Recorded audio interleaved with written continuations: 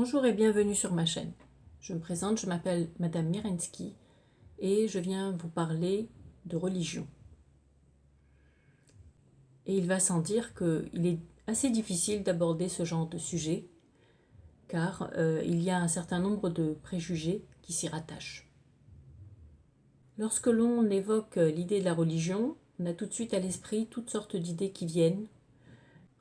On a tendance à rendre ce mot connu, enfin tout le monde a l'impression de savoir de quoi il parle lorsqu'il emploie ce mot de religion. Et par contre, il faut tout d'abord savoir que c'est un mot qui englobe énormément d'idées, des fois les unes opposées aux autres. Alors donc, avant d'aborder ce sujet qui est si dense, je vous propose d'oublier tout ce que vous savez là-dessus.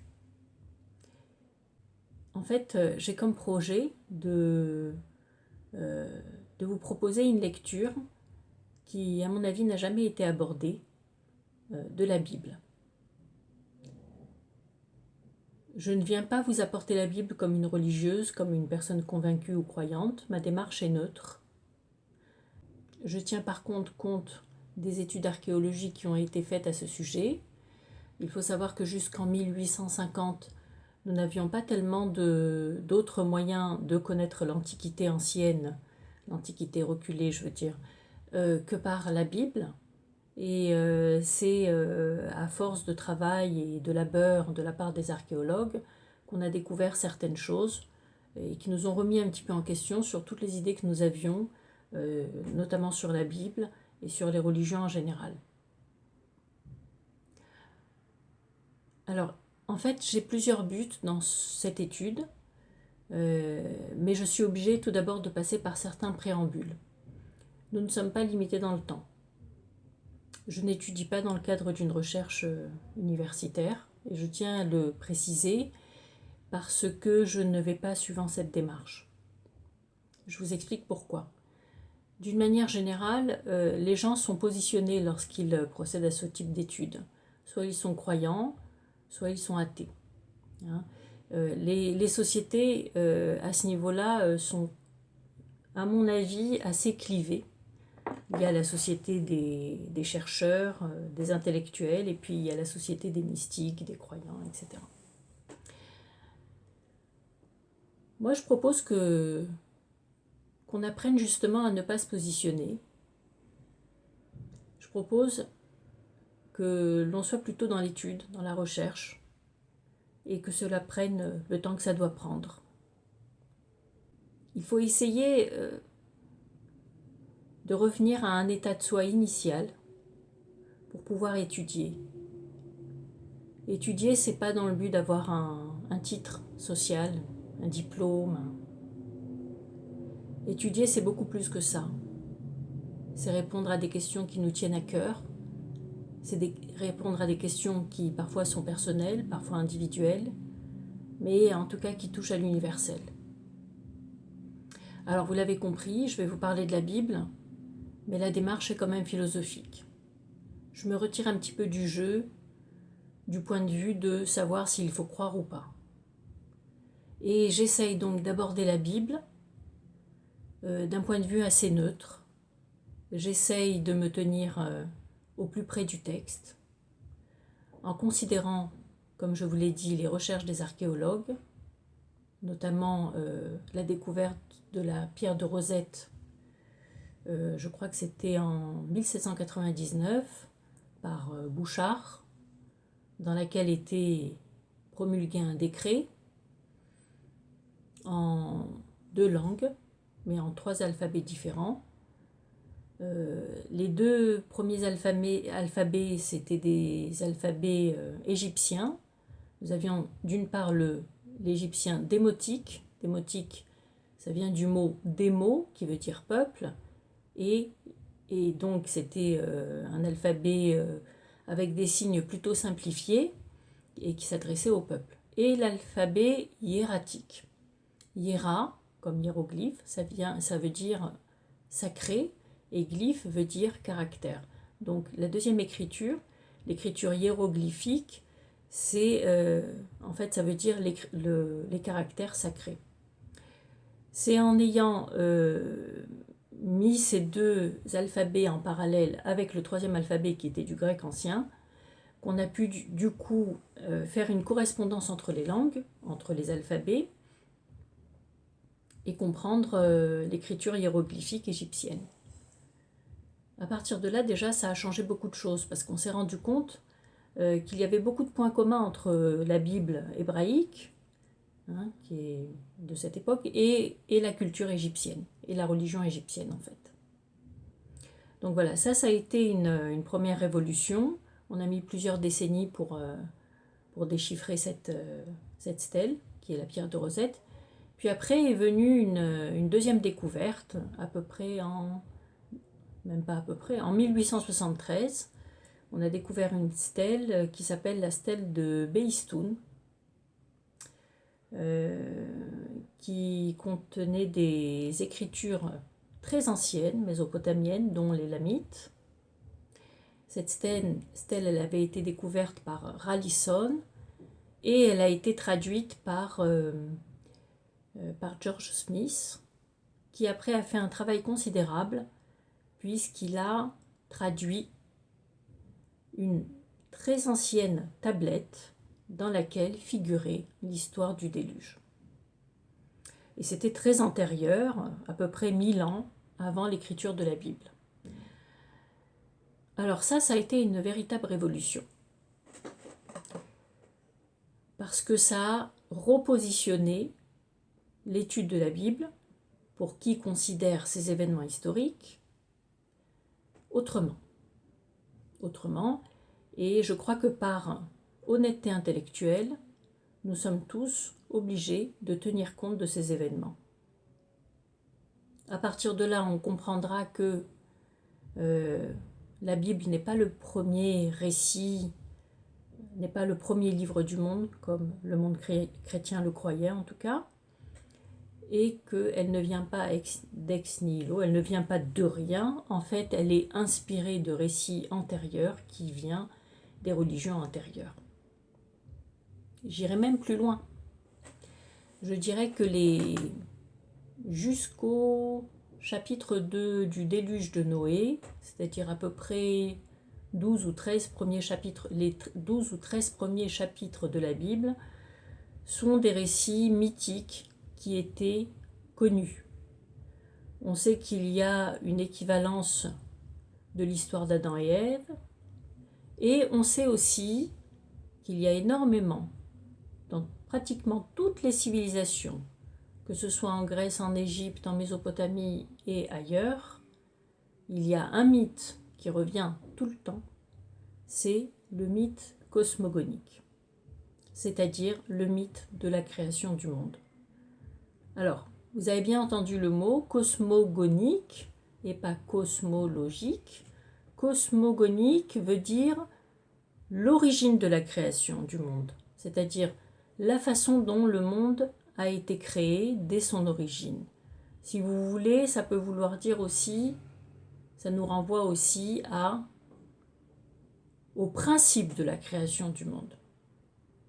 Alors que cosmologie, c'est l'étude du cosmos, c'est-à-dire l'étude du monde.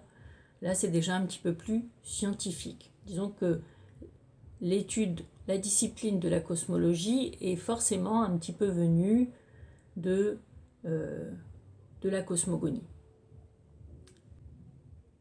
Avant de continuer sur cette lancée, je voudrais quand même préciser une chose. Lorsque dans la Bible, on parle de la création du monde, on n'est pas là pour avancer quelque chose qui va être prouvé ultérieurement scientifiquement. Lorsque la Bible parle de la création du monde, elle se réfère donc, comme je vous ai dit, à des mythes anciens, et pas en recopiant, mais en reprenant ces attitudes littéraires, elle va proposer un autre message par rapport aux mythes anciens qui existaient. Et je suis sûre que les personnes qui ont rédigé la Bible étaient très conscients de tous ces mythes antérieurs.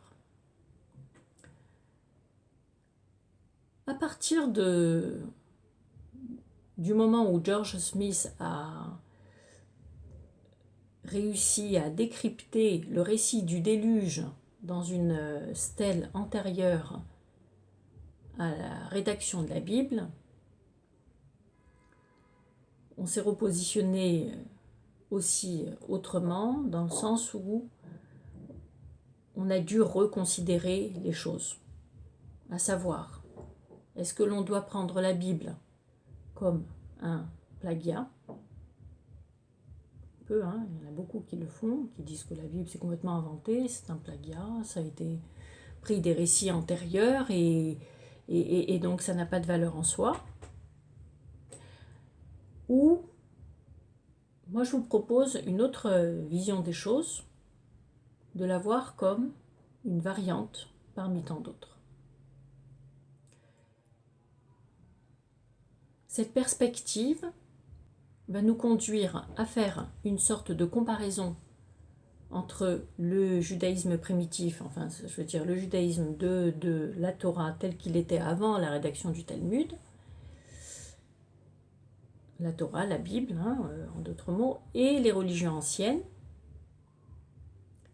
Une comparaison pour montrer les points de similitude d'une part, parce qu'il y en a beaucoup, et il faut quand même les rapporter, notamment entre la religion égyptienne et la religion hébraïque. C'est effarant, le nombre de coïncidences et de points communs qu'il y a entre ces deux religions, c'est énorme. Je vous montrerai des détails. Et aussi les points de démarcation. Mais là, du coup, et retenez ça parce que c'est très important, on va bientôt procéder au premier chapitre de la Bible, qui est le mythe cosmogonique, donc la création du monde. Mais avant cela, je tiens absolument à vous préciser une chose, c'est que cette fois-ci, nous ne faisons pas de comparaison avec le christianisme. Je considère que la religion hébraïque vient d'une autre époque et qu'il faut prendre cette habitude, surtout lorsqu'on étudie, et lorsqu'on étudie comme moi, librement, d'une manière autodidacte. Je vous propose de voir les choses d'une manière structuraliste, c'est-à-dire de se remettre dans l'époque de là où la Bible a été rédigée pour la première fois. Alors, c'est pas du tout évident, parce que comme le dit Lévi-Strauss, puisqu'on parle de structuralisme, on a beau étudier et réétudier, on ne saura jamais réellement ce que veut dire une notion tant qu'on ne l'a pas vécu vraiment dans une tribu ou par expérience dans une société. C'est très difficile de se remettre dans un contexte en plus si reculé. C'est très difficile, mais c'est ce qui manque beaucoup à l'appel.